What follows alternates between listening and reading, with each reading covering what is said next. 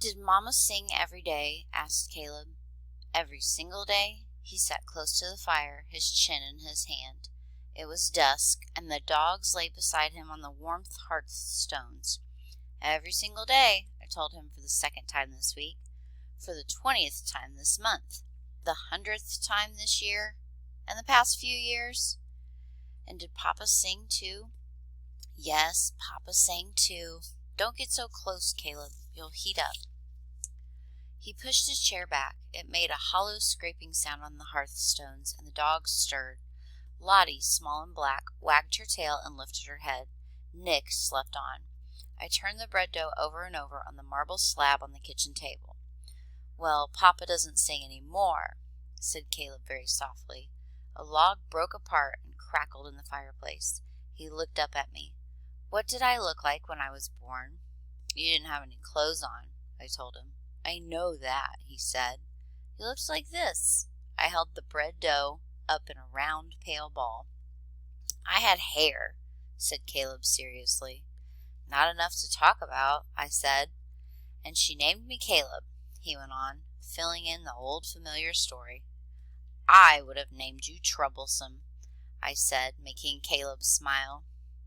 And Mama handed me to you in the yellow blanket and said, he waited me to finish the story, and said, I sighed. And Mama said, isn't he beautiful, Anna? And I was, Caleb finished. Caleb thought the story was over, and I didn't tell him what I really thought. He was homely and plain, and he had terrible holler and a horrid smell, but these were not the worst of him. Mama died the next morning. That was the worst thing about Caleb. Isn't he beautiful, Anna? Her last words to me. I'd gone to bed thinking how wretched he looked, and I forgot to say good night. I wiped my hands on my apron and went to the window. Outside, the prairie reached out and touched the places where the sky came down. Though winter was nearly over, there were patches of snow and ice everywhere. I looked at the long dirt road that crawled across the plains, remembering the morning that Mama had died, cruel and sunny. They had come for her in a wagon and taken her away to be buried. And then the cousins and aunts and uncles had come and tried to fill up the house, but they couldn't. Slowly, one by one, they left, and then the days seemed long and dark like the winter days.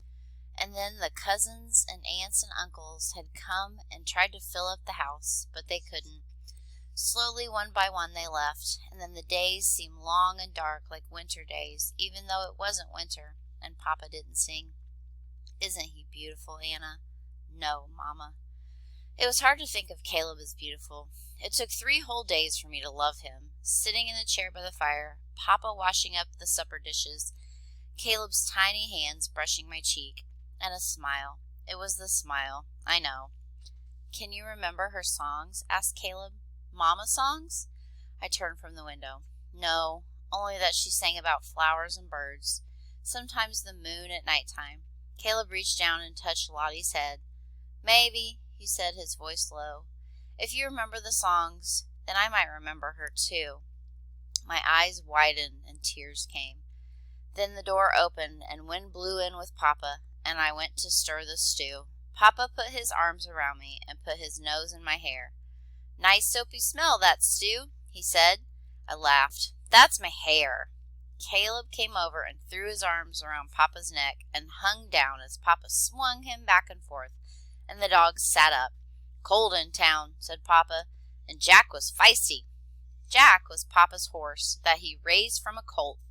Rascal, murmured Papa, smiling, because no matter what Jack did, Papa loved him. I spooned up the stew and lighted the oil lamp, and we ate with the dogs, crowding under the table, hoping for spills or handouts. Papa might not have told us about Sarah that night if Caleb hadn't asked him the question. After the dishes were cleared and washed, and Papa was filling the tin pail with ashes, Caleb spoke up. It wasn't a question, really. You don't sing anymore, he said. He said it harshly, not because he meant to, but because he had been thinking about it for so long. Why? He asked more gently. Slowly, Papa straightened up. There was a long silence, and the dogs looked up, wondering at it. I've forgotten the old songs, said Papa quietly. He sat down. But maybe there's a way to remember them. He looked up at us. How? Asked Caleb eagerly. Papa leaned back in the chair. I've placed an advertisement in the newspapers for help. You mean a housekeeper? I asked, surprised. Caleb and I looked at each other and burst out laughing, remembering Hilly, our old housekeeper. She was round and slow and shuffling. She snored in a high whistle at night, like a tea kettle, and let the fire go out. No, said Papa slowly. Not a housekeeper. He paused. A wife. Caleb stared at Papa. A wife? You mean a mother? Nick slid his face onto Papa's lap, and Papa stroked his ears. That too, said Papa, like Maggie. Matthew, our neighbor to the south, had written to ask for a wife and mother for his children, and Maggie had come from Tennessee. Her hair was the color of turnips, and she laughed. Papa reached into his pocket and unfolded a letter written on white paper. And I have received an answer. Papa read to us. Dear Mr. Jacob Whitting, I am Sarah Wheaton from Maine. As you will see from my letter, I am answering your advertisement. I have never been married, though I've been asked. I have lived with an older brother, William, who is about to be married. His wife-to-be is young and energetic. I have always loved to live by the sea, but at this time I feel a move is necessary. And the truth is, the sea is as far east as I can go. My choice, as you can see, is limited. This should not be taken as an insult. I am strong and work hard and am willing to travel, but I am not mild-mannered. If you should still care to write, I would be interested in your children and about where you live. And you. Very truly yours, Sarah Elizabeth Wheaton. P.S. Do you have opinions on cats? I have one. No one spoke when Papa finished the letter. He kept looking at it in his hands, reading it over to himself. Finally, I turned my head a bit to sneak a look at Caleb. He was smiling. I smiled too. One thing, I said in the quiet of the room. What's that? Asked Papa, looking up. I put my arm around Caleb. Ask her if she sings, I said. Chapter 2. Caleb and Papa and I wrote letters to Sarah, and before the ice and snow had melted from the fields, we all received answers. Mine came first. Dear Anna, yes, I can braid hair and I can make stew and bake bread, though I prefer to build bookshelves and paint. My favorite colors are the colors of the sea, blue and gray and green, depending on the weather. My brother William is a fisherman, and he tells me that when he is in the middle of a fog-bound sea, the water is the color for which there is no name. He catches flounders and sea bass and bluefish. Sometimes he sees whales, and birds, too, of course. I am enclosing a book of seabirds, so you will see what William and I see every day. Very truly yours, Sarah Elizabeth Wheaton. Caleb read and read the letter so many times that the ink began to run and the folds tore. He read the book about seabirds over and over. Do you think she'll come? Asked Caleb. And will she stay? What if she thinks we're loud and pesky? You are loud and pesky, I told him. But I was worried too. Sarah loved the sea, I could tell. Maybe she wouldn't leave there after all to come where there were fields and grass and sky and not much else. What if she comes and doesn't like our house? Caleb asked. I told her it was small. Maybe I shouldn't have told her it was small. Hush, Caleb, hush. Caleb's letter came soon after with a picture of a cat drawn on the envelope. Dear Caleb, my cat's name is Seal because she is gray like the seals that swim offshore in Maine. She is glad that Lottie and Nick send their greetings. She likes dogs most of the time. She says their footprints are much larger than hers, which she is enclosing in return. Your house sounds lovely, even though it is far out in the country with no close neighbors. My house is tall, and the shingles are gray because of the salt from the sea. There are roses nearby. Yes, I do like small rooms sometimes. Yes, I can keep a fire going at night. I do not know if I snore. Seal has never told me. Very truly yours, Sarah Elizabeth. Did you really ask her about fires and snoring? I asked, amazed. I wish to know, Caleb said. He kept the letter with him, reading it in the barn and in the fields and by the cow pond, and always in bed at night. One morning, early, Papa and Caleb and I were cleaning out the horse stalls and putting down new bedding. Papa stopped suddenly and leaned on the pitchfork. Sarah has said she will come for a month's time if we wish her to, he said, his voice loud in the dark barn, to see how it is, just to see. Caleb stood by the stall door and folded his arms across his chest. I think, he began. Then, I think, he said slowly, that would be good, to say yes. He finished in a rush. Papa looked at me. I say yes, I told him, grinning. Yes, said Papa, then yes it is. And the three of us, all smiling, went to work again. The next day, Papa went to town to mail his letter to Sarah.